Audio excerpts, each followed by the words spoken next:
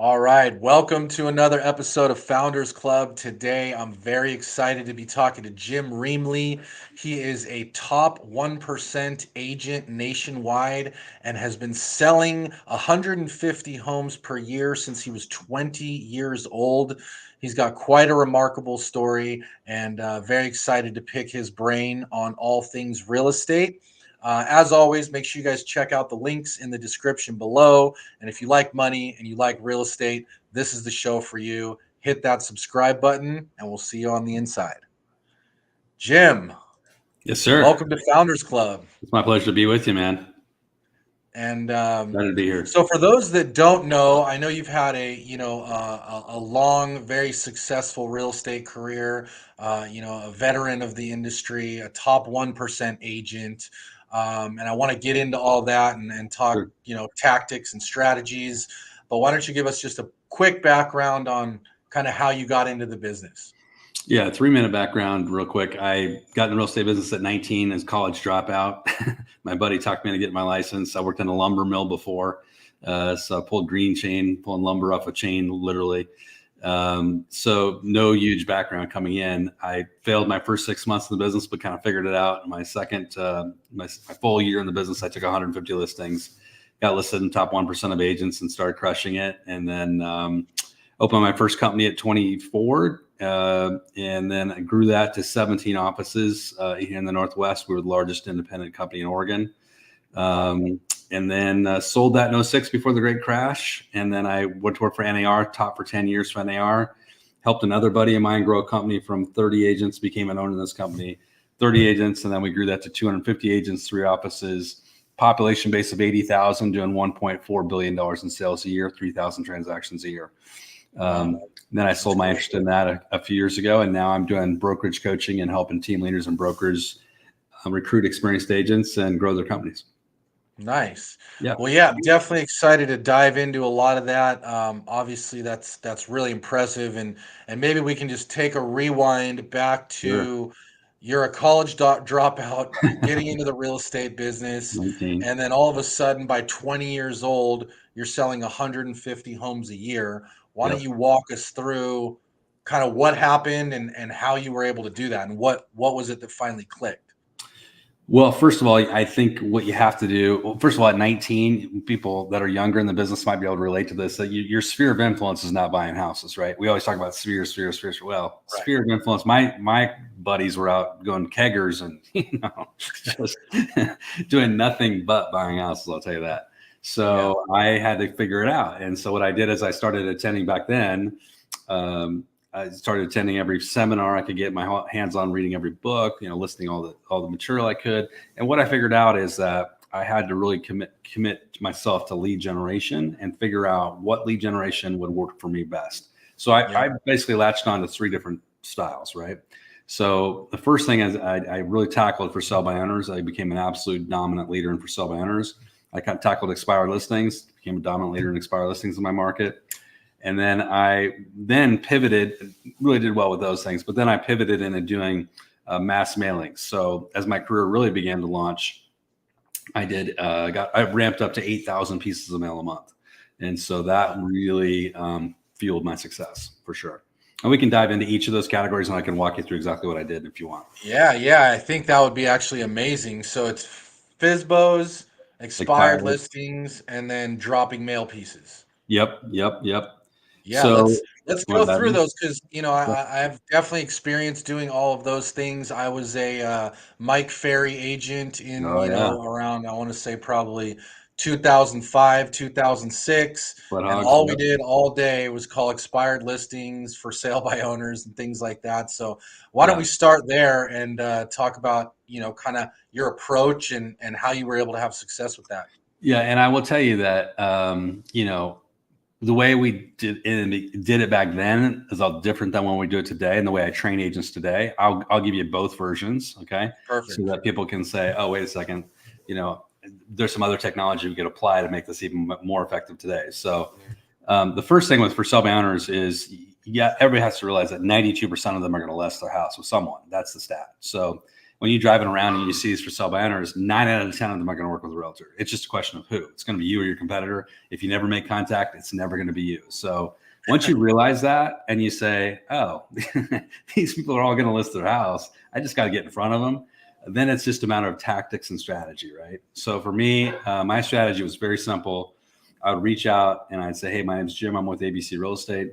And I saw your sign on the lawn this morning. I saw your ad in Craigslist. I saw your ad in Facebook Marketplace. I'm sure you're getting bombarded by a bunch of realtors, but I want to tell you this, and this is the key language. Listen, I'm not calling to list your house, and I respect your decisions on your own. Okay, so just know that right up front. So now what we got is their defenses are coming down. Oh, okay. Love that. Yep. Not going to try to take me down and talk me into selling. All I want to do is, if you'd be open to it, let me take a 5-minute walk through the house to see if it fits any of my buyers. If you're cool with that, would you be cool with that? 80% of the time with that script, I get into the house. It does have to do with your tonality. It has to do with how you approach it. People that come in a real monotone and I've got, or come in very cold or very, just like it's like they're a robot. That's not going to work. You have to be warm about it. But most people say yes, 80%. So once I get to the house, people are like, okay, how do I move somebody from A, they are never listing with a realtor, to Z, they're signing a contract with me? I mean, what's the gap there, right? So, and I've listed hundreds and hundreds and hundreds of for sale owners, so I can walk you exactly through this. So very simply, when I get to the house, I say, hey, thanks for letting me take a, quick walk through the house. I promise you I'm not going to ask you to list the house, and I'm not. But can I ask you just a few questions about, the house itself? And they're going to say, yeah. And the best thing, if you wouldn't mind, just give me a chef's tour. Now, I don't know what a chef's tour is. I picked it up at some point, but it just sounded good to me. And everybody's like, oh yeah, I'll give you a tour. And so I would walk to the house and I'd ask them, the very basic questions: who, how, what, hey, tell me, how long have you guys lived here? We've lived here 5 years. What have you done to the house since you've been here? Did you know people, in the market, or what made you choose this neighborhood over all the neighborhoods you could have chosen? Right. So we get into it, I really like this. Did you add this? Did you take it away? So what we're doing in this process is we're learning about the house, and I'm taking detailed notes, so it doesn't look like I'm just phoning it in. I'm also asking permission to take photos if they allow me to, if it's a nice house and it warrants it. But by the time we wrap up, I'm gonna be in there 5 or 10 minutes, and usually it's not that. Usually it's 20 minutes to an hour to 2 hours.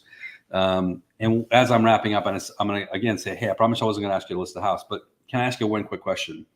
If you're not successful selling on your own, do you think at any point you might work with a realtor? They're gonna great say, question. They're gonna say, yeah, maybe. Most of them say, yeah, maybe. I'll say, well, how long do you think you might give that? We'll give that 2 weeks, 2 months, 2 years, 10 years. What are you thinking? And I say it just that lightly. Smile, laugh, have fun with it, and be like, the most common answer, I'm going to give it a couple months. Totally get it. Here's what I'd like to do with you, with your permission, is I just want to stay in contact with you, make sure the house is still available every week. Just give you a quick call. And then if I have a buyer, I will definitely bring them over and I'll try to show it and I'll try to sell it. And then if you decide at any point you want to hire a realtor, I'd love to be somebody interviewed for the job. Is that all cool? Mm-hmm. They say yes. Yeah. And by the way, since I've been here, now I'm going to start adding value. And by the way, since I've been here, I don't know if anybody's done it for you, but would you like a list of your most recent competition coming into the market? Now, I could say give them a buyer a CMA, but everybody's offering them CMA. And CMA is like the ham sandwich of real estate. Everybody's offering a ham sandwich, and nobody cares, right? You give a crap about the CMA. And they don't even need it. They can get that online now.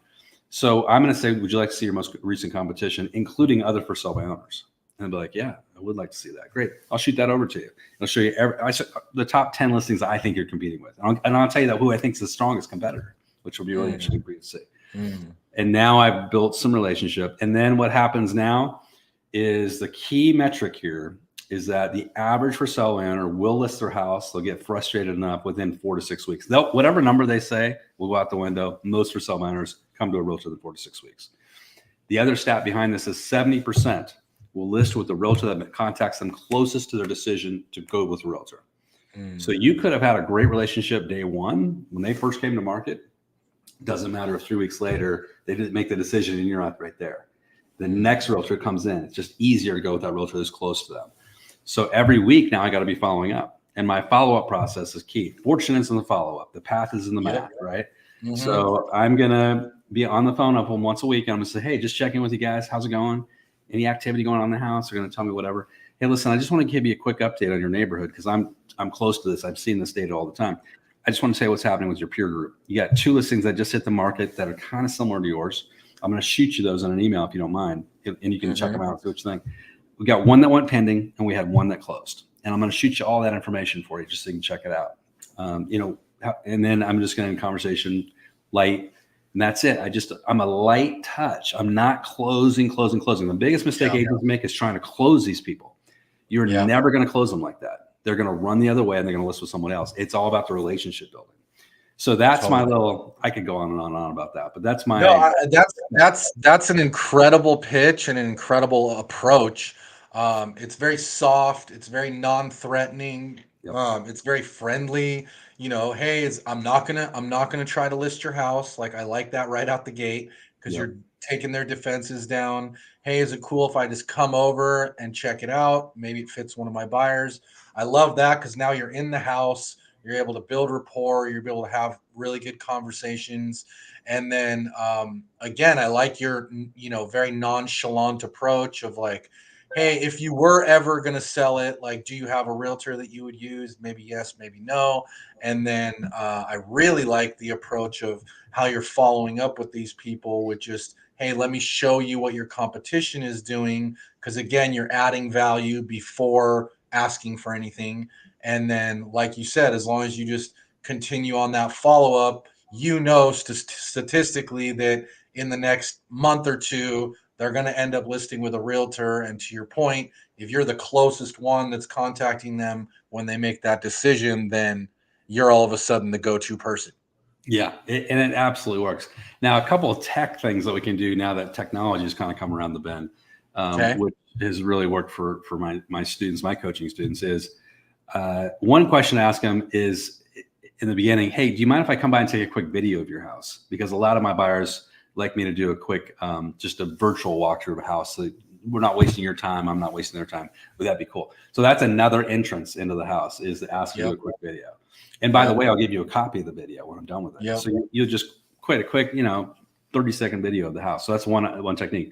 Another one is cold texting, which is very, very effective. A lot of people don't answer the phone anymore. So especially if they see it's from a realtor or someone they don't know. Now, they should be answering it because they're for sale by owner, but they don't know any better. So cold texting can be very effective. I'm putting the same messaging, but I'm putting it in a text. And the best version of a cold text is I'm doing a video cold text. So now video cold text, I can do it one of two ways. I can do it generically, and this is where I'm going to shoot a video. I'm going to say exactly the same language, but it's going to be generic, so it can apply to every for sale owner. So that's one way you can do it. And then if I have an assistant, I can farm this to my assistant and say, you're going to track in the red X every for sale owner that comes to the market, and you're going to send them this video, right? And they could be farming it a million different ways, but they're going to send that cold video. That's one way to do it, and you're still going to get a pretty good response rate. It's not going to be 80% because you're not directly talking to them, but it might be 30 or 40%. Now, to make it even better, to maybe get to 50, 60, 70%, is you customize it and you talk about their specific house. Hey, I saw your house come up on the market on First Street or whatever. So that's a couple of technology tidbits that definitely make a difference. And then the other thing I would recommend is you pair this, and this will go right along with expired listings as well, is you pair this with when you're doing open houses in a neighborhood. So if you're doing an open house in a neighborhood, I would highly recommend you call every for sale by owner within a 5-mile radius. And you just say, hey, this is Jim Remley, ABC Real Estate. I don't know if you noticed, but you got a neighbor down the street listed their house with me. We're doing an open house this weekend, and we're doing early entry for neighbors. And I just happen to notice you have your house for sale as well, right? And they're going to be like, yeah, first of all, I want to invite you over because this is your competition. You probably want to see it. I'd be curious if I were you. But secondly, I got a question for you. If I have a buyer that doesn't quite fit the house that I'm going to have open, would you be open to allow me to show yours? Now, that's like an easy layup question, right? And they're going to say yes or no. And if they say yes, my first thing I got to do so I know what I'm talking about is, if you don't mind, I can take a quick 5-minute walk through the house. So it's another kind of easy process there. And that really works, by the way, kind of leading into the expired listing conversation. That really works with expired listings. Hey, I did some research. I saw 6 months ago you had your house on the market. Would you consider an offer if we get you a cash offer? I'm doing an open house down the street. So that's another entrance into expireds. Yeah, love that. Yeah, these are great, Jim. These are very tactical, very very usable.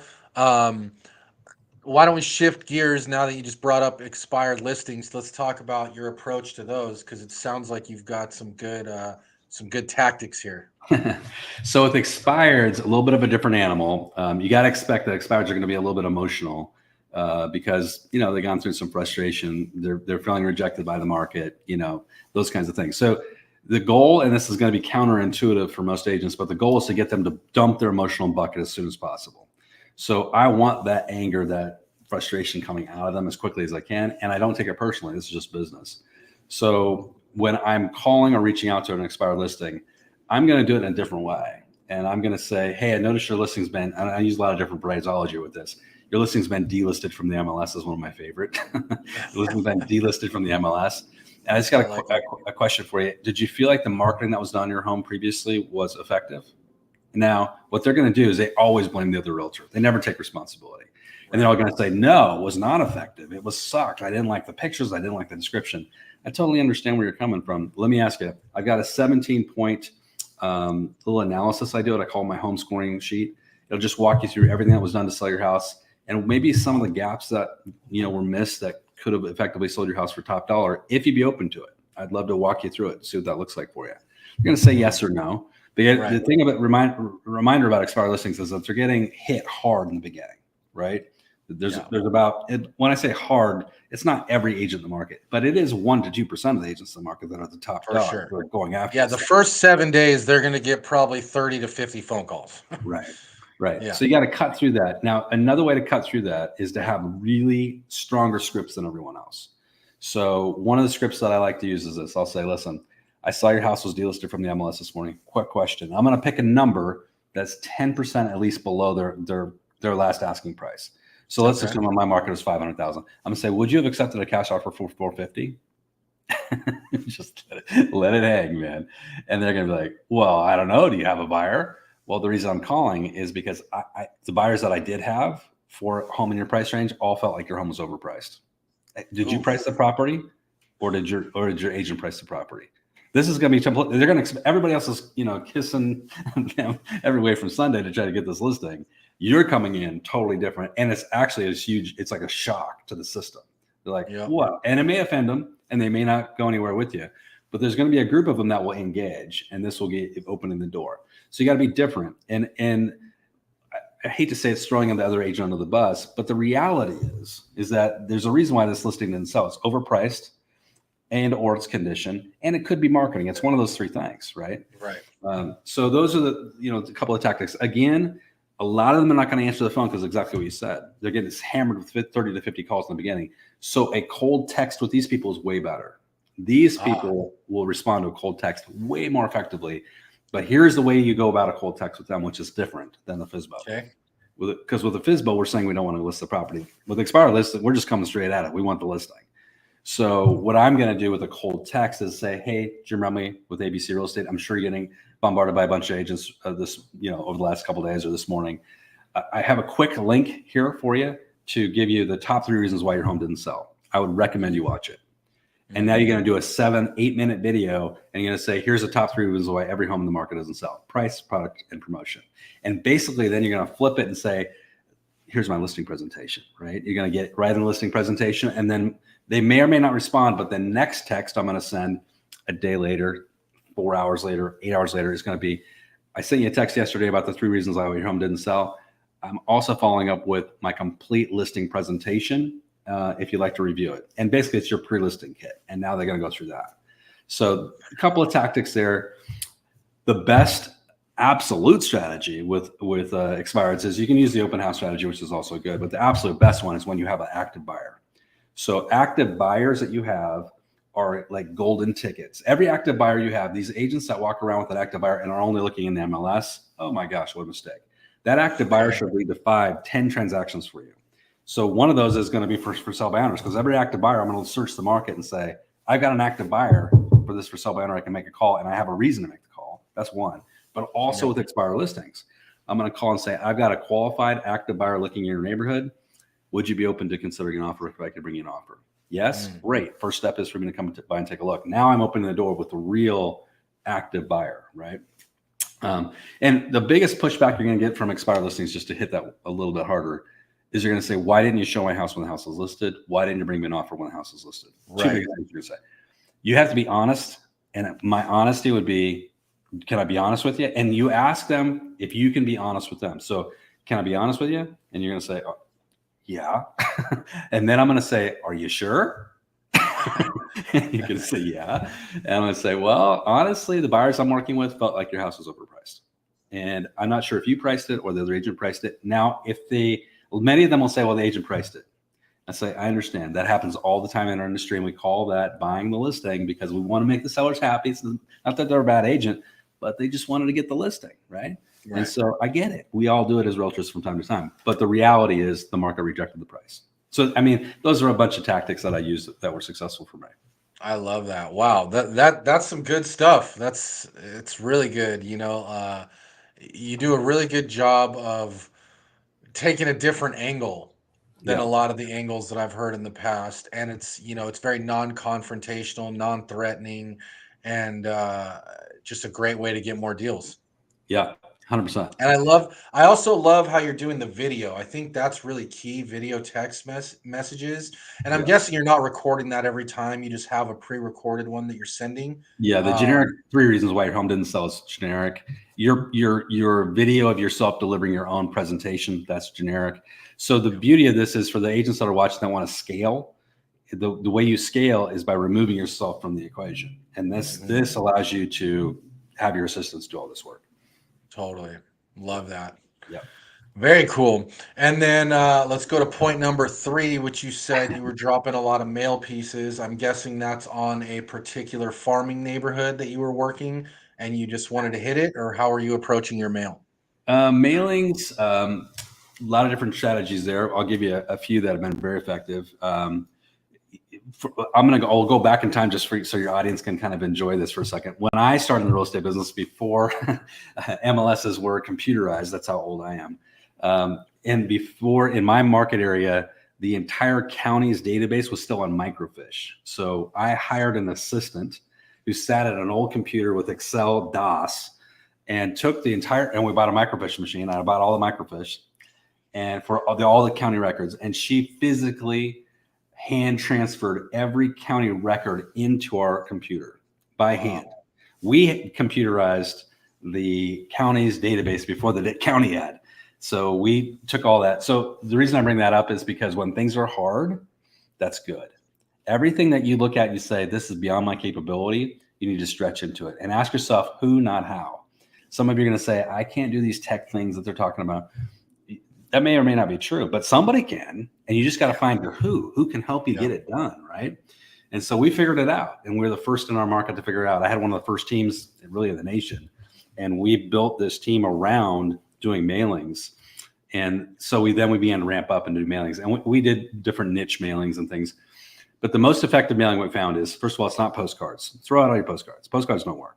Complete waste of time and money, in my opinion. There's a couple that work, but by and large, postcards are just a waste of money because you can watch it happen. You go walk into any post office and you watch people sit with their mail and they literally just write into the trash postcards, right? It just, they don't even look at it. And then they take the actual mail and they take it home. So what we're doing is we're doing number 10 envelope, white envelope, right? And then we're doing a letter that goes inside. And the letter, here's what the letter is. It's high bond paper, thicker paper than normal. It's digitally signed and it's color stationary. So it looks professional. It's not some photocopied thing. Every letter is personalized. So you're doing a mail merge with everything. And every letter is never more than one page. Everything's one page or less. Okay. Mm-hmm. So one thing, and the way you look at this is it's 3 paragraphs. Believe me, this is a science. It's 3 paragraphs, 2 to 3 sentences per paragraph. That's it. So when somebody looks at your mailing, they can almost read it without reading it. It's that clear and simple. 14 points. Easy to digest. Easy to digest. So simple. It's almost so easy, right? So now who am I targeting? The number one target for everyone in America today, right now, this year, 2024, should be empty nesters. People like me, 54 years old, 4 kids out of the house. We just went through the whole situation. I had a 4,000 square foot house. We don't need this house anymore. Scaled down to a smaller house, and I bought another house. I'm sitting in it here in Vegas, right? So I'm at like a classic person that you would target, right? low mortgage or no mortgage on the house, so I'm not interest rate sensitive. I'm taking advantage of the market being a little bit of in a dip right now. This is the classic person. They're your most likely seller in 2024 is empty nesters. So who am I going to target? I'm going to target people that have owned their homes 10 years or longer. It's hard. You can't really target by age, but you can target by people with no mortgage. You can target with people with low mortgage, target people that have owned their homes for 10 years or longer. These are all ways to get to those empty nesters, right? Now, when I'm doing a mailing, what's the mailing going to be, right? Again, your number one mailing will be a mailing where you have an active buyer that you're working with that wants a specific neighborhood. This will unlock more opportunities than any other mailing. And just to give you the numbers behind mailings, and I have studied this like a science, is this. For every 100 pieces of mail you send out, you're going to average one positive response. You'll get more than that, but one positive response.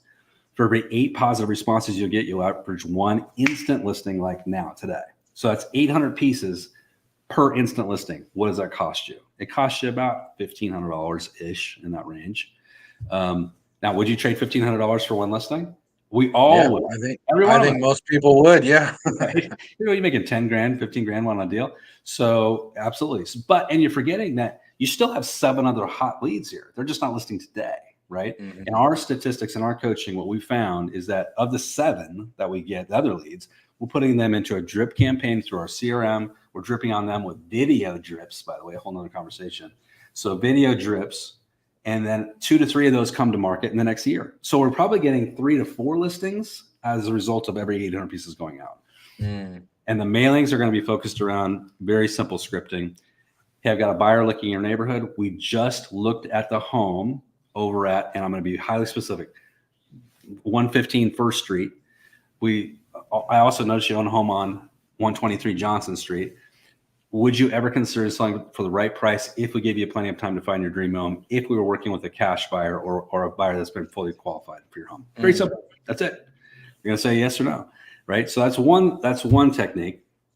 Another technique is targeting, and this one's been so effective, is targeting people that have, first of all, there's a new study out from Zillow that shows that 23 to 22% of the population that owns a home today is considering selling in the next 3 years. And there's a massive built-up seller kind of demand out there. The pent-up demand, for sure. Right? It's been held back. And what's been holding it back, a lot of it, is interest rates. So there's been a lock-in effect with interest rates, everybody having low interest rates. That's starting to fade. And the reason why it's starting to fade is people are just sick of being in their houses. There's only so long they're going to stay in their houses. The average tenure in a house is 10 years.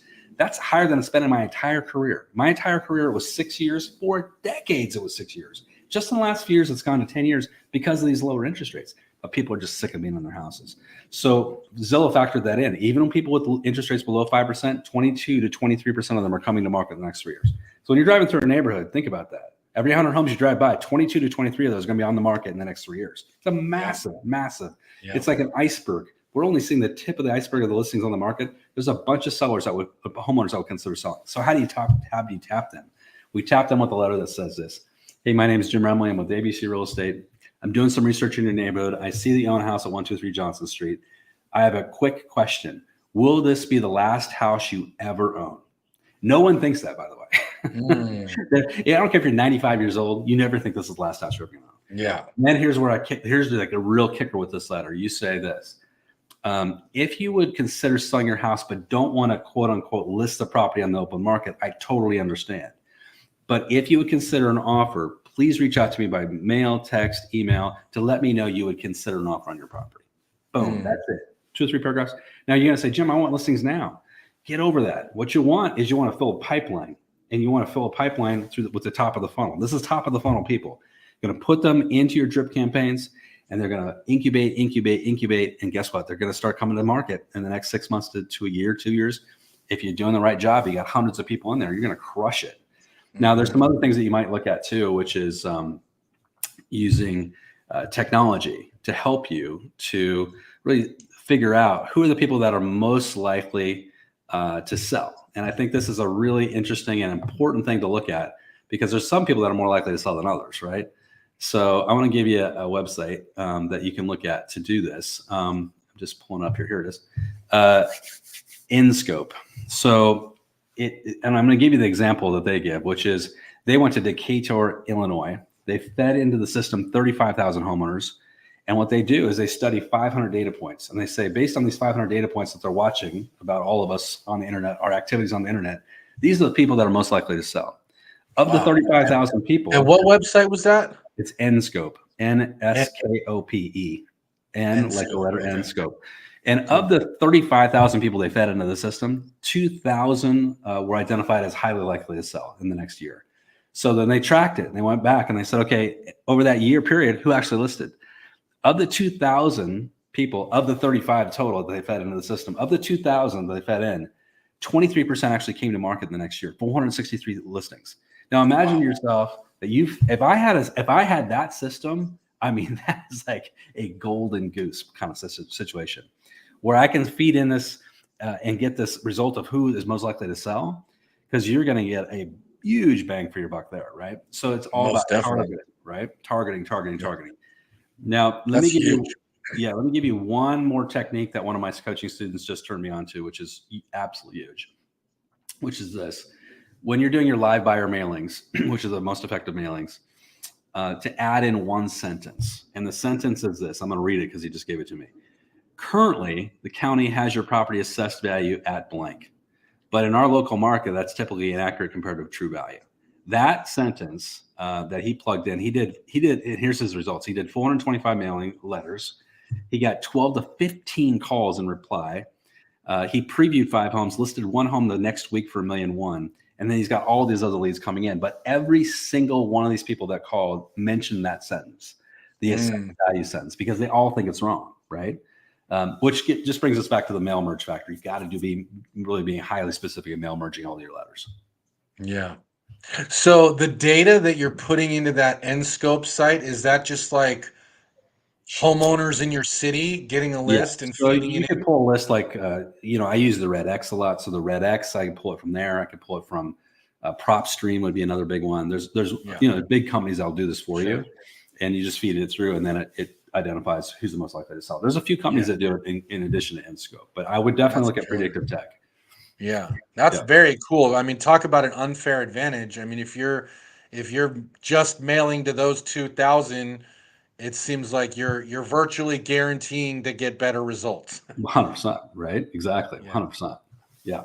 That's amazing. Wow. Wow. That's great stuff. Thank you. Anything else you want to add to that? Well, in terms of my success early on, what I did with all those kind of prospecting lead gen systems is it all fed into building my funnel, right? And building my database of people.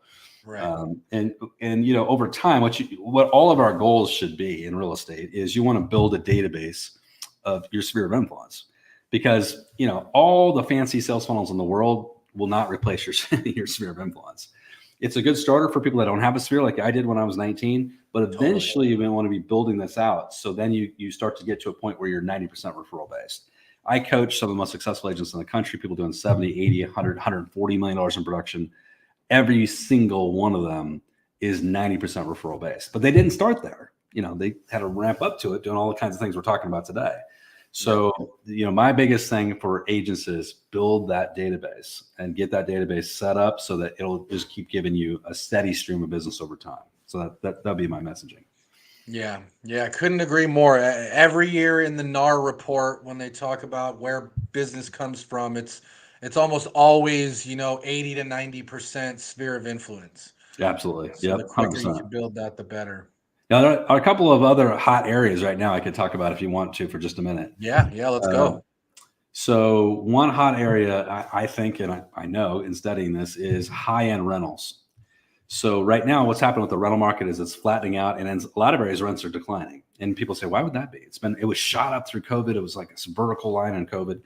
The reason why rents are declining in a lot of markets is because we just had last year, 2023, was a 40-year high for new construction of apartment buildings in the country. We added 600,000 units. And the year before that, we added 400,000 units. So 1 million units hit the market, right?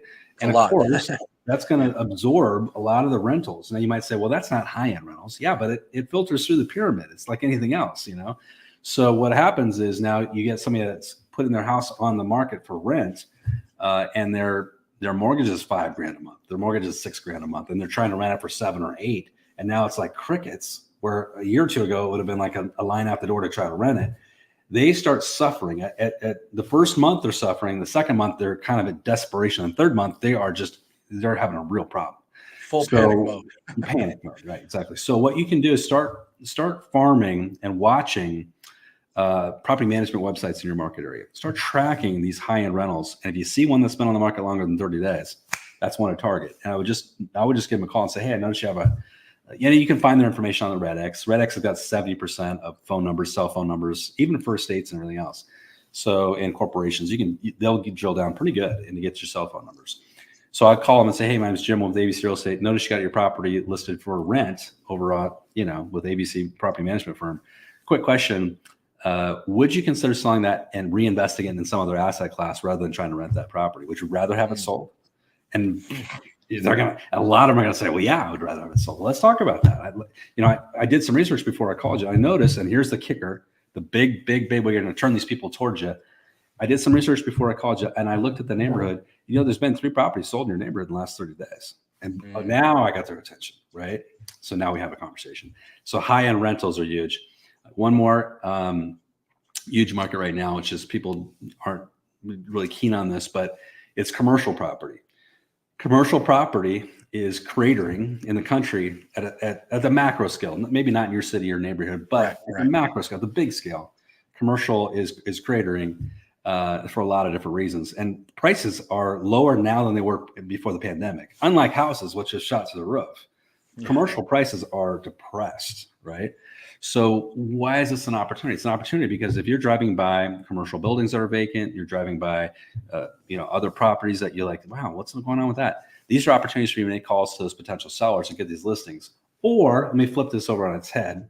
And that is you start working with investors to buy properties that are at a depressed price because they won't stay like this forever. Every market cycles. So let me give you the best strategy for this. When you go through your sphere of influence, highlight every single person that you know that owns a business that has a location. Every single business that you know that owns or rents a location, this is a target. And here's a conversation you have with them. You call them and say, hey, Jim, I was just looking at all of my friends and you've owned your business for several years. Do you own that location or are you renting there? They're going to say one of the two. If they say renting, you might not know this, but commercial is prime right now.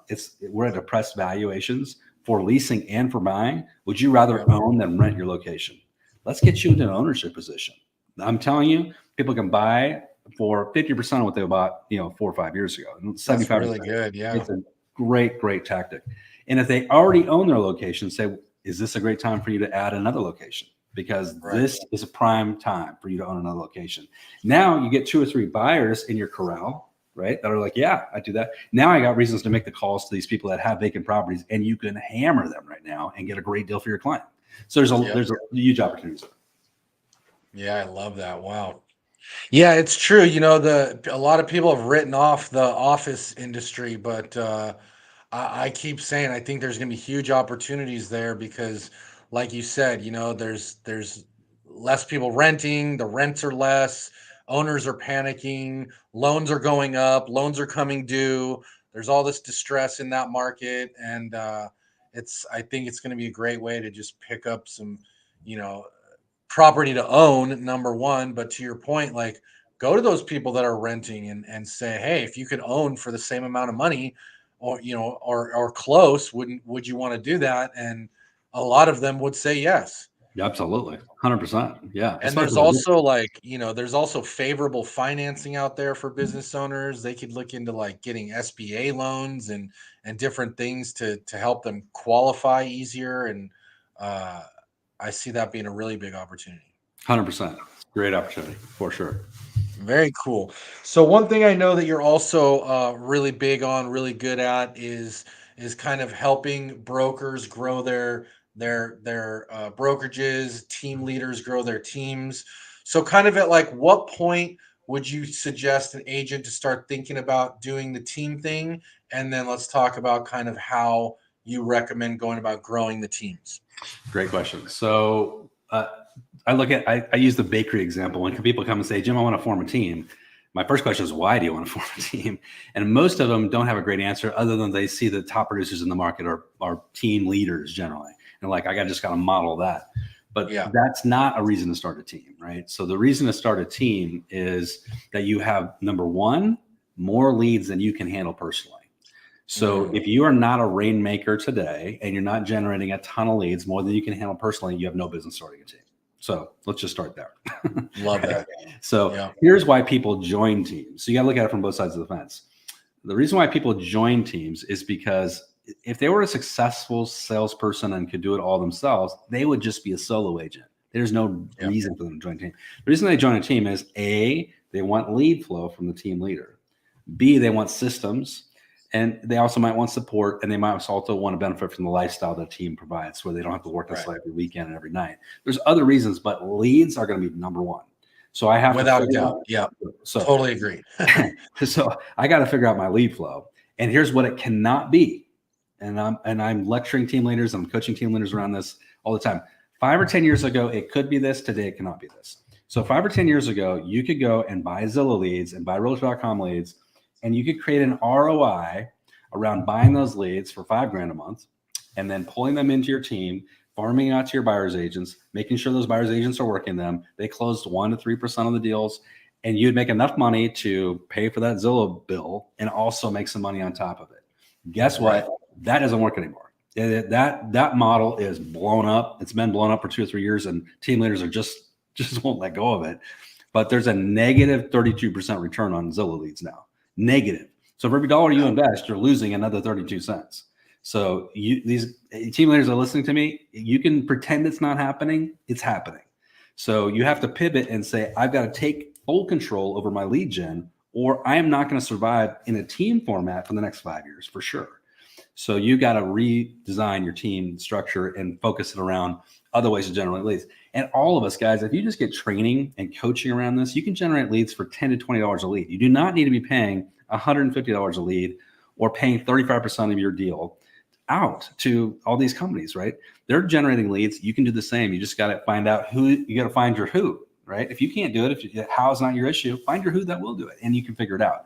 So first thing is got to be a rainmaker. Second thing is I got to have enough of those leads to flowing to hand them out. Then I have to have somebody in my team. My first hire should be an admin person, in my opinion. Maybe starts as your assistant, then graduates to office leader or admin. Then I start with some buyer's agents. Then I might add a listing coordinator or a listing agent to the mix. And that's kind of going to be my team build out. That's my opinion. Yeah, no, that's perfect and great advice too, because I couldn't agree more that, the people that join teams, they're really joining teams. I mean, like you said, there's a few other reasons, but they're much less. It's really, can you give me deals to help me grow my business? That's why people join teams. 100%. So I love that. Okay, one thing that I've heard come up a few times in this conversation is the importance of your sphere and how a lot of business comes from your sphere, whether you're a team leader or a solo agent. But why don't you talk to us about how you're coaching agents on getting deals from their sphere of influence? It's a great question. So your sphere, here's the way to look at your sphere is there's numbers behind this, and I'll run them really quickly with you.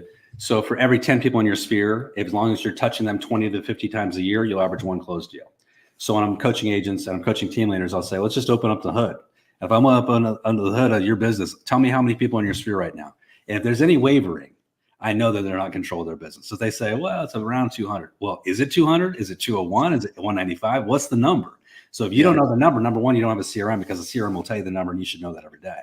So I need to know, what is my sphere count today? Because it's going to tell me pretty much almost to the penny what you're going to make, because it's already baked into your 2024 performance.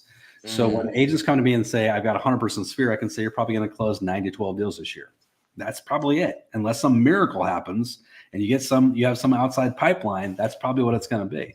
You come to me and you say, I want to close 30 deals this year. There's only one solution. The solution is I got to have 300 people in my database, and I'm touching them 20 to 50 times a year.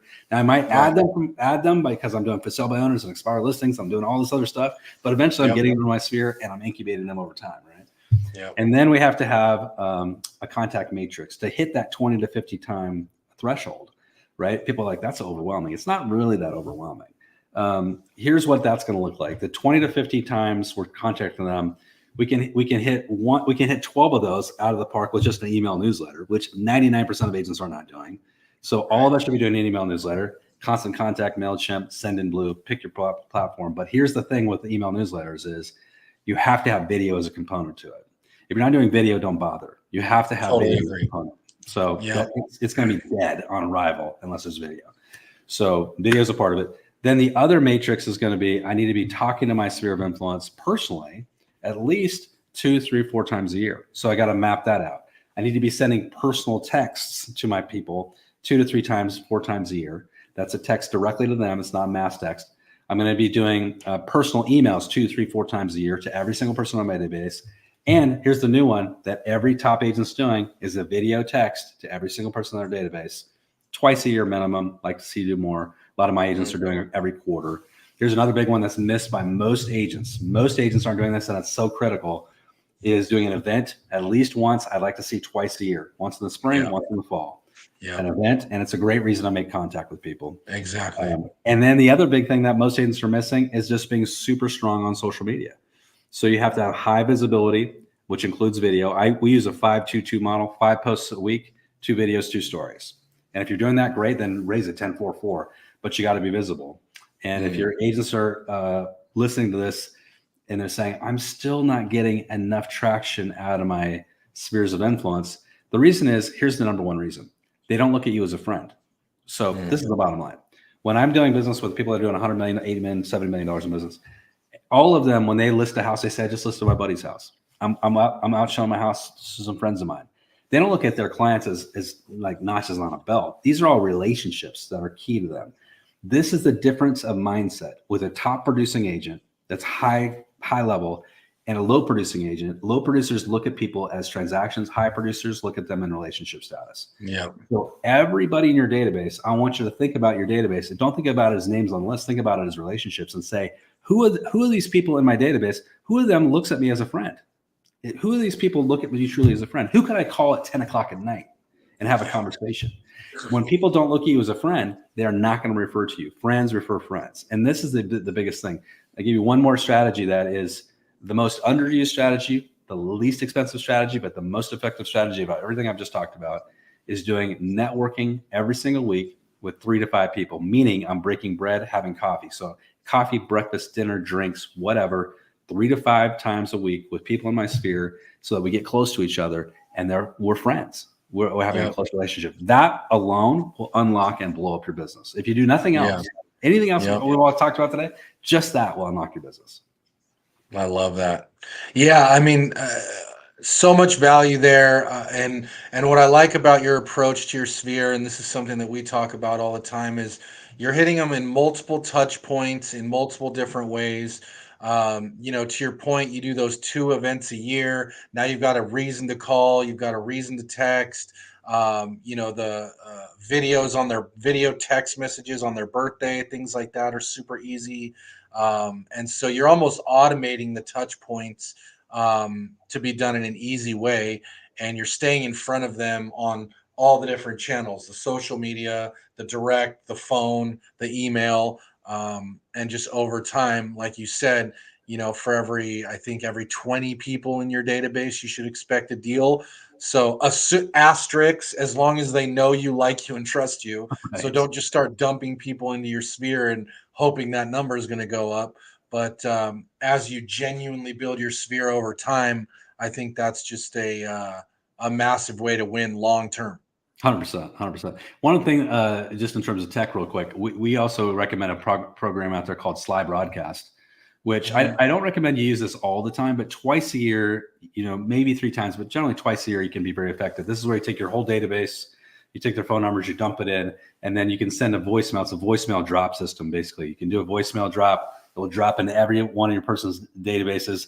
And it could be something like, we got July 4th coming up. You could say, hey, just want to say happy July 4th. I'm thinking about you guys today. Hope you're having a fun time and enjoying your family and friends. Bingo. Yeah. Now, they may even know it's a Sly broadcast or a broadcast or it's a generalized voicemail, but they still appreciate the touch. And I've done this. I do this with my own agents, and they love it. They know it's a Sly broadcast because I talk about it, but they still like the fact that I did it, right? So that's another technique. Yeah. And it shows that you're tech savvy. I got to fully second that. I love Sly Broadcast. It's great for voicemail drops. It's great for text drops, Yep. anything like that. But even if it's just like you want to say, happy July 4th, you can record the message and send it out to 300 people with just a few clicks. Also, going to put a shameless plug in here for a software that we developed called Referral Suite, which is basically specifically designed to help agents market to their sphere of influence. It does video, email, it does direct mail. It includes social media templates for every day of the week. It includes 2 video scripts per month. So for the people that don't know what to say or don't know what to post, these are all Canva templates that are plug and play, video scripts that are plug and play, and just make it really easy to get those touch points out to your database. Love it. Love it. So anyway, Jim, dude, this has been amazing. I think there's been a ton of value here. For those that want to learn more from you or connect, how can they do that? So my specialization is brokerage coaching, but I do coach agents, and we got a great coaching system for agents. But if everyone wants to hop over, they can check us out at erealestatecoach.com. That's E like elephant. We've got an amazing blog over there that's completely free, lots of video content. We have some free services for agents that can plug in. And for brokerage owners, if they want to get involved, we have a recruiting presentation over there, a 2-hour recruiting webinar. It's going to give them tons of ideas on recruiting agents for their teams or for their brokerages. So hop in there and check it out. That's killer. Yeah, highly recommend. If there's even just a percentage of what we talked about today in there, I'm sure it's very high value and very little fluff. So again, really appreciate your time. To everyone listening out there, as always, if you like money and you like real estate, hit that subscribe button, and we'll see you on the next one. Thanks a lot, Jim. Thank you.